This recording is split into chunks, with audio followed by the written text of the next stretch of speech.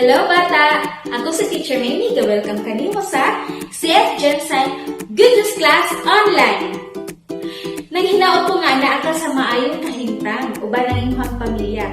Sa atong sitwasyon karon, bisan daghan nagtao sa palibot, pwede na maka-adto sa asa kung gusto adtuan, dili kahintang ang minimum health standard protocol. Mag-sanitize sa ato ang kamot every now and then, i-maintain ang physical distancing ug mag-face mask all the time. Uban na nato sa Teacher Joyce karon sa Bible lesson nga makita sa Joshua chapter 9 verses 1 to 10 ug 15. Joshua chapter 23 verses 2 to 3 ug 9 to 16. Chapter 24 verses 26 ug 29. Usa ka ang atong matud-an karon nga Good Class Online. Karong episode. O sa memory verse, ubanan nato si Teacher Ivy. Asa ka makita?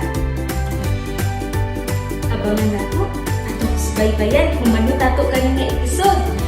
O atong sobrang kini pinaagi sa pakipag-istorya sa Ginoo na mao ang pag-ampo. Ato siyang istoryahon, pwede nga sa muna-muna lang, pwede isulti nato, pwede nga kita lang nag-inusara, pwede nga natay kauban nga makipag-istorya kaniya o isag asa man ta unsay itong ginabuhat, pwede na makipag-istorya sa Ginoo. Mao kanang ginatawag nga pag-ampo. Ifog na to akong kamot ug ipiyong ang mata. Ginoong Diyos, salamat sa karon nga adlaw. Salamat sa imong pulong nga among pagapaminawan. Salamat sa teachers nga padayon sa pagpagamit aron matudloan ang bata karon. Ikaw makikuyog ka namo karon sa bata nga nagapaminaw karon, nagatan-aw uban ni siya. Tagai siya o kahinsog matag adlaw, proteksyon ni siya sa iyang kinabuhi matag adlaw uban ang iyang pamilya. Pasabta siya sa imong pulong ug labi na gyud tabari siya nga ma-apply kini sa iyang tibok nga kinabuhi ug ikaw maga-remind kaniya. Salamat sa ngalan ni Jesus. Amen. Maayong adlaw mga bata. Kamusta ka mo karon? Kay balo ko nga excited na gyud kamo nga makakatun og bag-ong memory verse. Kay balo ko nga sa inyong eskwelahan busy kaayo mo ug daghan kay imong mga buluhaton. Ug usahay maglibog mo sa inyong mga desisyon. Ug nakinahanglan gayud kamo ug kaalam nga gikan sa Dios. Sama usab sa atong memory verse karon nga adlaw. Ang atong memory verse makit-an dinhi sa Biblia. Ang Biblia pulong sa Dios. Ang Biblia natunga sa duha, ang New Testament ug ang Old Testament. Pero ang atong memory verse makita sa New Testament. Ug akong basahon dinhi sa James chapter 1 verse 5a nagasulti, if any of you lack wisdom, let him ask of God. Unsa ang buot pasabot niini? If any of you lack wisdom, kung ikaw nakulangan ug kaalam diha sa Dios, kinahanglan gayud nimo nga mangayo ikaw diha sa Dios. Kay nganong mga bata, ang kaalam nga naa lang sa imong huna-huna o wala nimo gipangayo sa Dios, usahay magkamali kita. Kaalam nga ato lamang desisyon nga matuman o dili kauban ang kaalam sa Dios, ang atong mga desisyon dili usahay maging prosper, dili siya magiging kanang tinuod o kanang dili matinud-ano ng atong mga ato ang mga desisyon tungod kay ato lamang sarili ang atong gisunod. Apan kung mangayo kita og tabang sa Dios, kanang kaalam nga gikan gayud sa Dios, ang Dios gayud magagiya kanimo ug kanako. Ug kana mga bata, kung ikaw naa na Jesus diha sunod sa imong kasing-kasing, kinahanglan gayud nga pangayoon gayud nimo kanunay sa Dios ang kaalam. Ug kung ikaw wala pa kay balo o wala kay Jesus at sulod sa imong kasing-kasing, kinahanglan nga mangayo gayud ikaw og kaalam dinha sa atong Dios na siya gayud ang maggiya kanimo sa matag adlaw. Ang atong memory verse makit-an sa James chapter 1 verse 5 nga nagasulti, if any of you lack wisdom, let him ask of God. Ato kini siya i-memorize. Magrupo kita sa duha ka grupo. Ang una nga grupo musulti sa if any one of you lack wisdom. Ang ikaduha nga grupo magsulti, let him ask of God. James chapter 1 verse 5a. Sige, ang una nga grupo magsulti usab siya kaniini, ang ikaduha nga grupo mutapos usab siya dinhi sa James chapter 1 verse 5a. Ready? Sige, ang dinhi nga side mao na siya ang first group, ang dinhi nga side mao na siya ang second group. Okay? Ready? Ang first group ang mauna. Say, James chapter 1 verse 5a. If any of you lack wisdom, let him ask of God. James chapter 1 verse 5a. Sige, ulito na sab nato. Ang first group ang mauna ug ang second group ang dinhi sa ikaduha. Ready? Say, James chapter 1 verse 5a. If any of you lack wisdom, let him ask of God. James chapter 1 verse 5a. Ulit. James chapter 1 verse 5a. If any of you lack wisdom, let him ask of God. James chapter 1 verse 5a. Oh, mga bata, tingali memorize na yun. Pero dunganan na to ang ato ang memory verse. Ready? James chapter 1 verse 5a. If any of you lack wisdom, let him ask of God. James 1 verse 5a. Wala na tayo kopya. Kay buburo lagi ang ato ang memory verse. Sige, kulito na to. James chapter 1 verse 5a. Ready? Say. James chapter 1 verse 5a. If any of you lack wisdom, let him ask of God. James chapter 1 verse 5a. Ulit. James chapter 1 verse 5a. If any of you lack wisdom, let him ask of God. James chapter 1 verse 5a. Mga bata, kinahanglan gayud nato nga mangayo gid ta og kaalam diha sa atohang buhi nga Dios sa matag adlaw, desisyon nato sa matag adlaw aron ang Dios maghatag gayud siya og dili gayud siya mopakyas sa paghatag kanimo og kaalam. Sa sunod natong pakikita sa atong GNC Online. Bye-bye and God bless. Hello mga bata! Maayong adlaw! Karon aduna na pud kitay bago nga Bible story. O kini, last na ni siya nga story sa kinabuhi ni Joshua. Mga bata, di ba kung magdula mo, aduna dyan mga directions, no? Kung i-follow to nimong directions o tapos instructions sa dula, sigurado yun, aduna dyan kay chance nga, makadaog ka sa mao nga dula. Ug ang atong Bible story karon mga bata, nagasulti pud nga ang pag-follow din sa Ginoo, ang pagsunod din sa Ginoo sa mga ihatag sa Ginoo din sa imong mga instruction, yung mga direction sa imong kinabuhi, magmadaugon jud ka sa pagpanginabuhi nimo dinhi nga kalibutan. Karon mga bata, ang mga king dito mga king aduna sila ipadala ng mga sundalo aron makig-away dito ila kang Joshua, no? Kay nabalaan man nila nga katong dito sa lugar sa Kanaan, adunay mga syudad nga nabuntog na nila Joshua ug nahadlok ang mga hari mga bata kay gusto nila nga makig-away sila dito sa mga kasundaluhan ni Joshua. Pero kabalubong mga bata na usa ka panumpod na mga tawo mga bata nga mga taga Gibeon, no? Ang nga tawag sila kay mga Gibeonites, no? Nag-adto sila dito akang Joshua, no? O gilid lang nila si Joshua mga bata, no? Ilahang giatik nga tagalagyo sila nga lugar o paug aduna sila dala-dala nga mga balita pinaagi sa ilang nga itsura o kana mga bata maka-decide si Joshua kung sa iya nga buhaton no ang mga Gibeonites mga bata ilang giatik si Joshua ug katong nga mga leader sa Israel ug tungod atong mga bata makasasala ang mga Gibeonites no ang di lang ang Gibeonites ang mga makasasala ang mga bata pati ikaw ug ako kitang tanan nakasala dinha sa tubangan sa Ginoo ingon pa diri sa Romans 3 verse 10. Akong pagbabasahon din sa Biblia. Atong pagkaiblihan sa Romans 3 verse 10. Akong pagbabasahon. Romans 3 verse 10. Ingon sa nahisulat, walay matarong, wala. Bisan usano. Wala gyud ay matarong, kitang tanan nakasala. Unsa gani ang sala bata?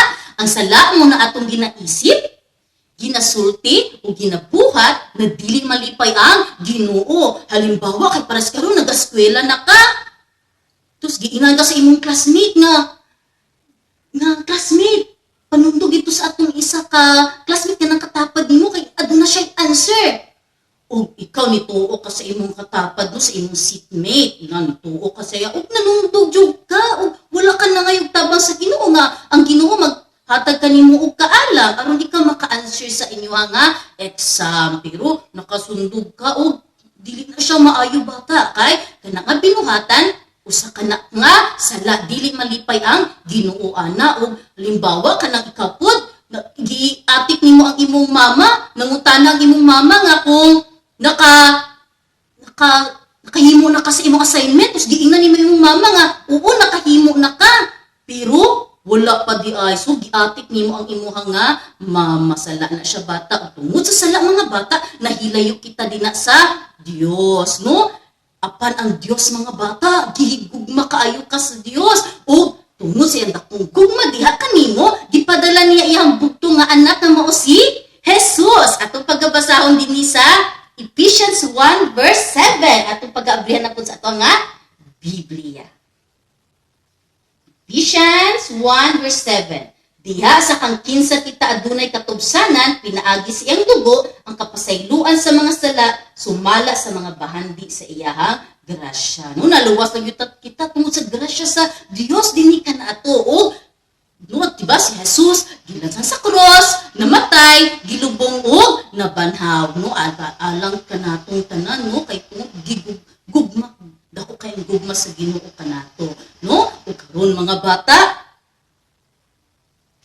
mauni ang mga Gibeonites mga bata mauni ang mga Gibeonites ug mauni si Joshua ug katuguban ng mga leader or ruler sa Israel ug atubang sila dito aka Joshua ug tan-awa ilang mga itsura mga bata hugaw kaayo ilang sanina ilang sapatos puno kaayo sa abog ilang mga tsinelas no aduna sila'y dala nga tinapay. No, ang tinapay, giagup-up ng mga bata o gahit na kayo nga tinapay. No, aron mauna ilang gigamit, aron sa paglinlang nila kang Joshua o sa mga leader sa Israel.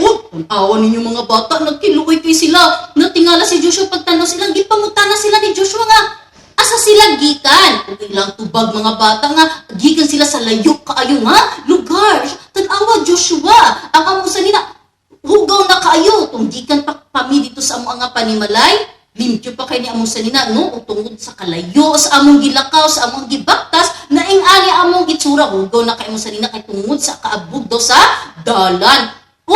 Pero dili ito mga bata, kay tunaa pa sila, ang Biblia nag-ingon mga bata, katunaa pa sila dito asa, ilaha nga panimalay, ing-ani na din ni daan ilaha nga sanina, no? Ilang sanina, ilang gigamit, aron malingla nila si Joshua, aron matrik nila, no? Aron maatik nila si Joshua kung mga kaubanan ni Joshua. Nagdala sila og tinapay nga gahi kayo mga bata giagup na jud kayo para mailan daw ni Joshua ti mailan nga gikan gud sila sa layo kaayo nga lugar. Pero mga bata tong aduna dito pa sila sa ilang lugar dito sa Gibeon ato na di ay ang ilaha nga Dala nga tinapay giagupog na jud no, gihimo to lang mga bata aron maatik nila si Joshua o ang mga leader sa Israel. O katong mga bata nanlinglag yun nila si Joshua o katong mga leader sa Israel no, kay tungod si Joshua o ang mga leader sa Israel wala sila nangayo og direction ug instruction din sa Ginoo, wala sila nangayo og kaalam sa Ginoo kung unsa ilang pagabuhaton no. Mga bata, kung ikaw bata, kung naan na si Jesus sulod sa imong kasing-kasing, dapat dili ikaw malingla sa mga butang din sa kalibutan. Dapat mangayo ka kaalam din sa Ginoo no, pinaagi sa pag-ampo o pagbasa sa Biblia. Ang kaning Biblia mga bata, agna niya ang mga kasagutan no, ang mga answer no sa tanan natong question nato dinhi sa ato ang kinabuhi no. Ang Biblia nagahatag siya og kaalam no, dinhi naa dinhi tanan ng instruction sa Ginoo kanato. Kung magbasa kita Biblia mga bata, mailhan nato, mabal-an nato kung unsa ang gusto sa Ginoo sa atong kinabuhi, ang will sa Ginoo sa ato nga kinabuhi no. Pero si Joshua nakalimot siya og pangayo og instruction dinha sa Ginoo pinaagi sa pag-ampo. Gitilawan nila mga bata ang kaning dala nga tinapay no sa mga ampo. Gitilawan nila mga bata ang kaning dala nga tinapay no sa mga Gibeonites. Kung nabalaan yun nila mga bata siya, natinglag yun na si Joshua. Niingon si Joshua nga, siya ay, oo, gikan yun sila sa layong nga lugar. O, giingat sila sa mga Gibeonites na kami, gusto kami nga mahimo ninyo nga mga servants. O, kato mga bata, himo gyud nila nga servants nila no, sila Joshua. O kato kani mga gihimo la servants sa kani mga Gibeonites no. Ingon pa diri sa James 1:5 mga bata o nako kung ikaw daw nga bata na si Jesus dapat ingon diri basahon ako sa James 1:5. Kung si bisan kinsa kaninyo nagkulang sa kaalam, papangayua siya sa Dios. Di ba? Muon yung atong memory verse karon mga bata, nahinumduman ba ninyo? No, memory verse nato ni karon na kung ikaw aduna kay for example, ingon ako ganiya kung naka sa exam, no? Mga yukag tabang sa Ginoo, kaalam pinaagi sa pag-ampo nga katong tanan nimong gistadihan, maansiran, mahinumduman gyud nimo aron naka-answer ka sa exam, no? Sa tanan nimong pagabuhaton sa imong kinabuhi, always nimo pagahinumdumon ang Ginoo. Karon mga bata, si Joshua o katong mga leaders sa Israel nabalaan na jud nila mga bata nga giatik sila sa mga Gibeonites no. Ang mga katawan po sa Israel nagbabulbul po sila kang Joshua ngano na trick daw si Joshua ato nga mga Gibeonites. Apan si Joshua o katong mga leaders sa Israel nag-ingon sila nga dili nato na sila pwede nga kanang awayon no, kay aduna na kitay promise din na sa ila nga dili na to sila hilabtan no, kay nag-promise naman sila sa usag-usa ang Gibeonites ug katong Israelites no. Sila Joshua nga dili nila kuno kay atakiyon na unta to sa mga army no dito sa mga Israelites kaning army la Joshua, pero wala nila gibuhat kay naa naman sila promise nga dili nila pagahilabtan ang Gibeonites. So ilang gibuhat kabalo mga bata kung silang gibuhat kay nahimo na sila servants no, tigbugka sila sa mga kahoy dito sa mga katawhan ni Joshua. O tigkabo sila og tubig no, mao to ang ilaha nga himo nga punishment nila Joshua sa ila kay gitreat man nila si Joshua o katong mga leaders sa Israel, pero aduna jud di ay kuan consequence jud mga bata. Ang mga Gibeonites naging sakit sila sa ulo ni Joshua no, kay naging badlungon ang mga Gibeonites.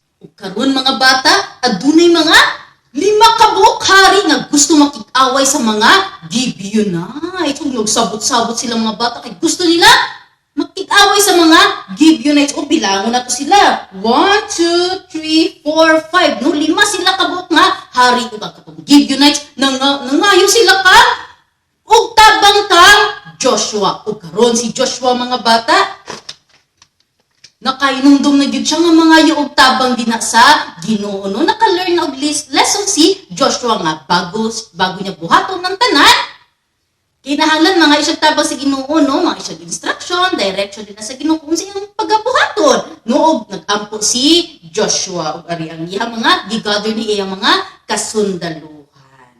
No? Dapat yung anak mga bata atong sundugon si Joshua. No, wala gyapon siya gibiyaan sa Ginoo, no? Ang Ginoo nakig-uban gihapon kang Joshua. Karon mga bata, nakig-away na gyud si Joshua, no? Kauban ang iyang mga kasundaluhan.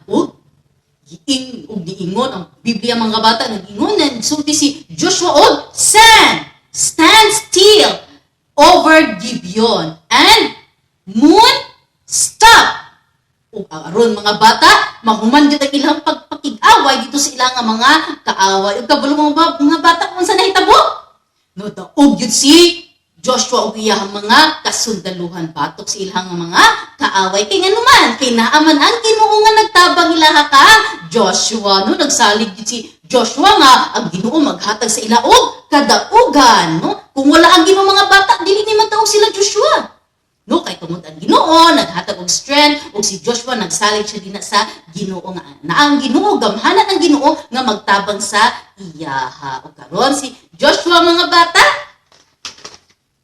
tigulang na gyud si Joshua og si Joshua ani agyapon na nagapaminaw gyapon sa tingog sa Ginoo ug sa mga instruction sa Ginoo siyang kinabuhi ug gisugo siya sa Ginoo nga magsulat, no? Kani dinhi sa magsulat aron mahinumduman sa Ginoo sa mga tao, no? Sa mga katawan sa mga Israelites nga ang kaayo sa Ginoo sa ila nga kinabuhi pinaagi sa kinabuhi ni Joshua, no? Si Joshua nag-encourage siya sa mga tao, no? Sa mga taga-Israel nga magpadayon og salig dinha sa Ginoo kay daghan na kayo ang Ginoo gipakita sa ila nga mga milagro dinha sa ila nga kinabuhi, no? Og karon mga bata, dili ikaw pud mahimo nga og karon pud mga bata nga duna ko'y nakalimtan nga si Joshua di ay namatay siya sa edad nga 110. Pilang edad ni Joshua namatay?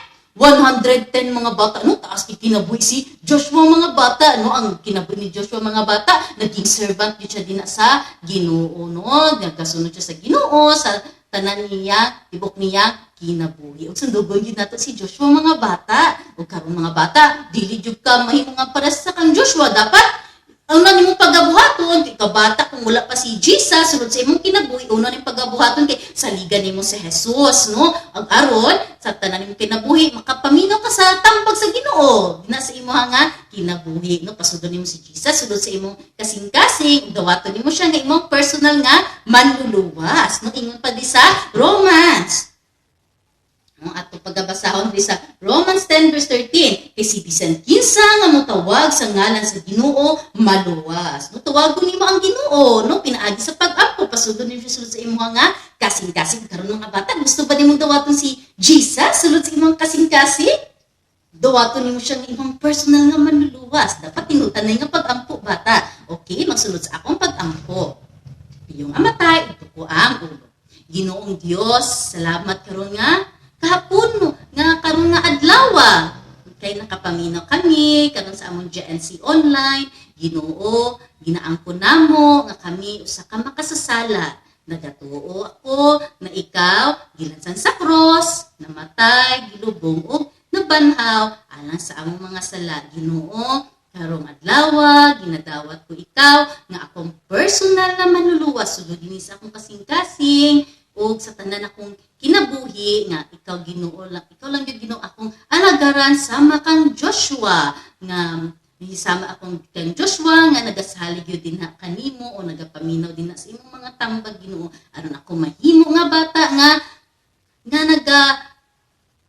nagasunod sa imong kabubuton Ginoo nga mahimo akong good example sa akong mga amigo mga amiga o makahatag ako kalipay o kay mayan kanimo Ginoo. Salamat Ginoo. Sa ngalan ni Jesus. Amen. Hello bata! Teacher Remy is back! Kumusta ang alawiton imo habang gituyugan? Very good! Kinsa ka natong teacher sa memory verse? Yes, Teacher Ivy. Asa makita ang atong memory verse? Yes, James chapter 1 verse 5. Nagayon, if any of you lack wisdom, let him ask of